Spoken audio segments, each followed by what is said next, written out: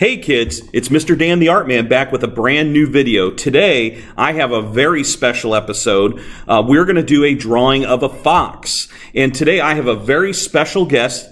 You know him. He's our principal, Mr. Spinka. Morning, guys. Now, I don't know if you guys know this or not, but Mr. Spinka, he's our principal. Well, you know that. But he also used to be a teacher. He used to be a teacher, and he used to specialize in biology. That's right. And could you tell us a little bit about what biology is, what we would be studying if we're talking about biology? Sure. Biology is basically the study of life. If you're talking about biology, you're talking about living things, anywhere from bacteria to whales. So everything in between and how they live and how they're able to interact in the environment all has to do with biology. So you talk a great deal about animals and biology then, right? Absolutely. When I taught biology, we spent a lot of time talking about the animal kingdom and how they interact with each other and about ecology and the environment, that type of thing. So it was something that I enjoyed very much. Cool. Well, now, one of my favorite animals is the fox. I really like the fox, and today I thought I would do a drawing with the kids today of a fox.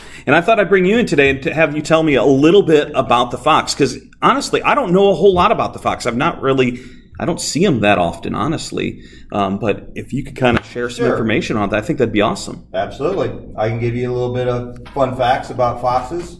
Actually, in the state of Illinois, we have two different types of foxes. We have red foxes and we have gray foxes. And I'll start with the red fox because probably overall that's by far the most common one. A little bit more common in northern Illinois opposed to southern Illinois.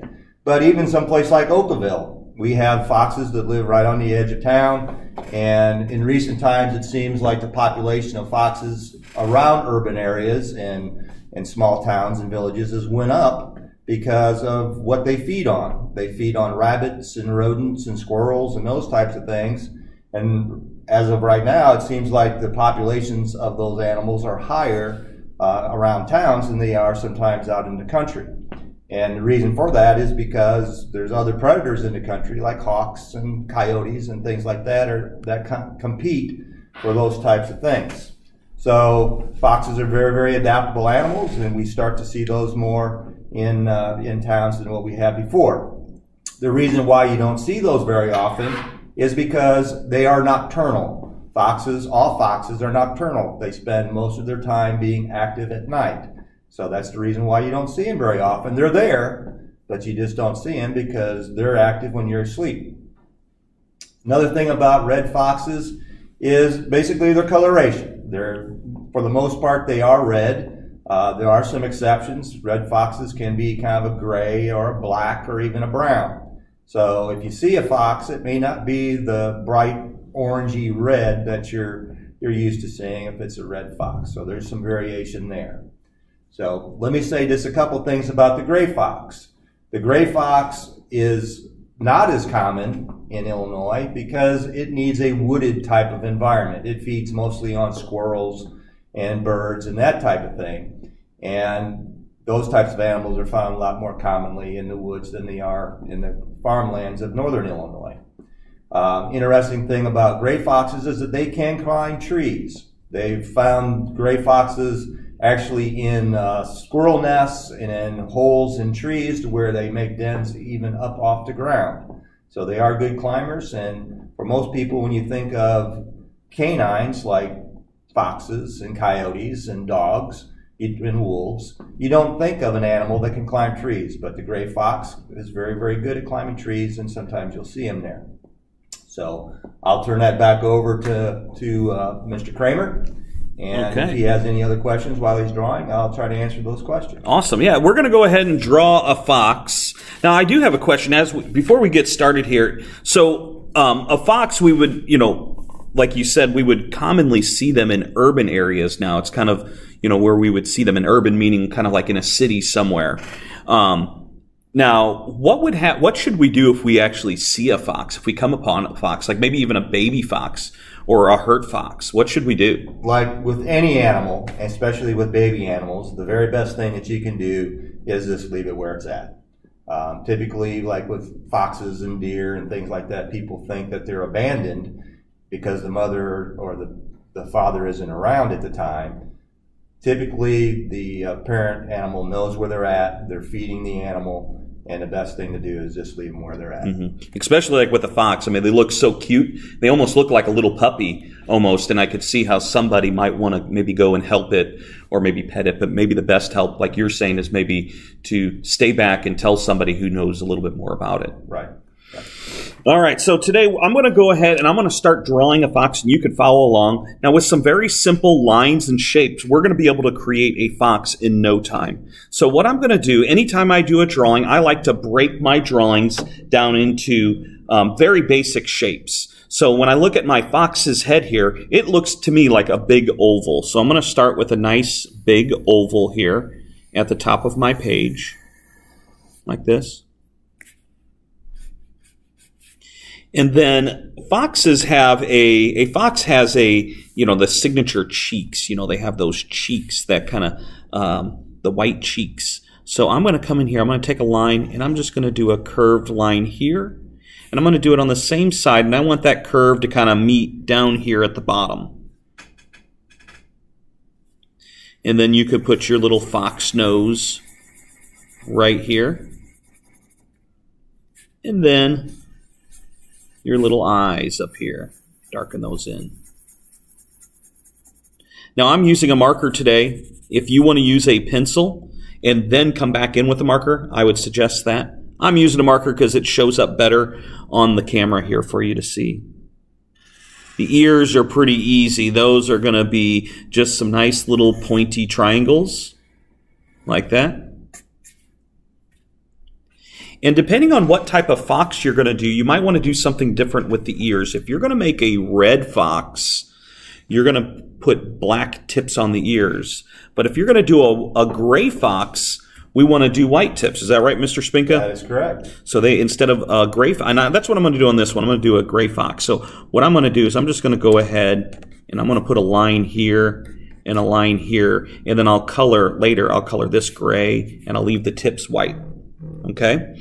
Now, a fox also has kind of like a mane, and we're going to do a nice curvy line like this and a nice curvy line like this, and meet up here in the middle. Pretty simple. I'm just going to put a couple simple legs on here. I'm just going to draw the front legs of my fox. The back legs are going to be kind of hidden by its hind end here. So I've put my legs here, and then I'm going to put a nice round body like this. Okay. Almost finished here.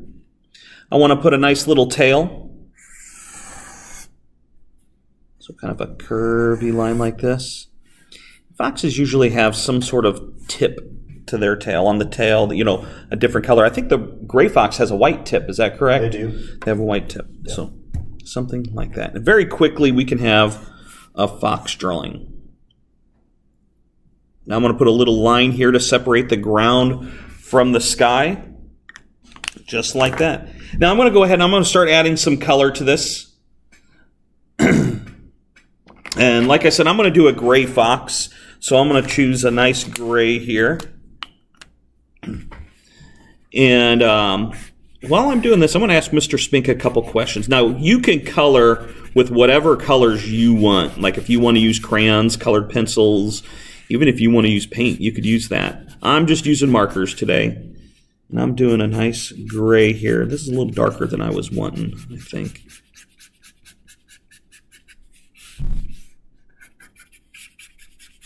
I'm going to lighten up with the rest of it here.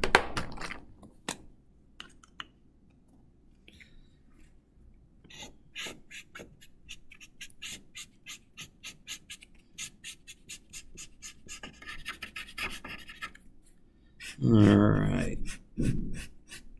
So we were talking about how foxes like to live in urban areas. So when we see a fox in an urban area or in a city, I guess the most common fox we're going to see would be a gray fox, then, you think? Or yeah, probably more likely the red fox. I'm sorry, the red fox, because the gray fox, like you said, they like to live in timbers. They like to live in trees. That's right. And the red fox is maybe a little bit more, I guess, adaptive, could you say? Yeah, and you know, in northern Illinois especially, where there's so much cropland, you're going to find more of the brush and the woods, you know, maybe in the small little towns than you would opposed to out in the countryside. There's still red foxes out in the countryside, but they just seem to be kind of adapting to be able to fill that niche in some of those small towns and in the urban areas in northern Illinois. You still see, you know, like I said, you still see the red fox quite often out in the woods or out in the country, but they seem to be kind of adapting a little bit. Now, what kind of noise does a fox make? It's an interesting noise. If you've ever heard it, you may kind of mistake it for maybe like a small dog. It kind of has a barking type of call. And it seems like you hear that more in the late winter, February, March. You'll hear that sometimes in the woods because that is their breeding season. That's when the females will be having their litters, probably a little bit later in the spring then. But you'll hear that noise sometimes, and it's just the one fox calling to another fox to let the fox know that they're in the area. So it's kind of a neat sound, and you hear it one time, you'll never forget it. So it sounds so you might mistake it for a dog, huh? Yeah, for a small dog. Yeah, it's kind of a higher pitch than like a larger dog would have. Now, the fox, I think you had said they like to eat squirrels and rabbits and things like that. Yeah. Is there anything that a fox needs to be afraid of? Like, do they have any predators out in the wild? Yeah, sometimes there's competition between them and coyotes. So sometimes a coyote will kill a fox or maybe a bobcat, since seems to be more bobcats in southern Illinois now than what there used to be. So there could be some types of animals that would prey on them. One other thing that I forgot to say about foxes is that they are actually omnivores, which is like us. We're an omnivore. We eat both plant and animals. And foxes are an animal that also does that. And they eat things like persimmons and grapes and apples and those types of things that a lot of people may not realize that they would eat, but they feed on that pretty heavily. And then insects, and then the other types of animals, like I said before, like rabbits and squirrels and those types of things. Well, Mr. Spinka, I appreciate you coming and talking to us today about the fox. A lot of really good information. I'm just going to add a couple more details on here. I'm going to add a little shadow, light gray shadow to my mane. And I think we were talking earlier how the gray fox has kind of some red underneath its mane area. So I'm going to take a red here, and I'm just going to put a little bit of red in this gray fox. Just like that.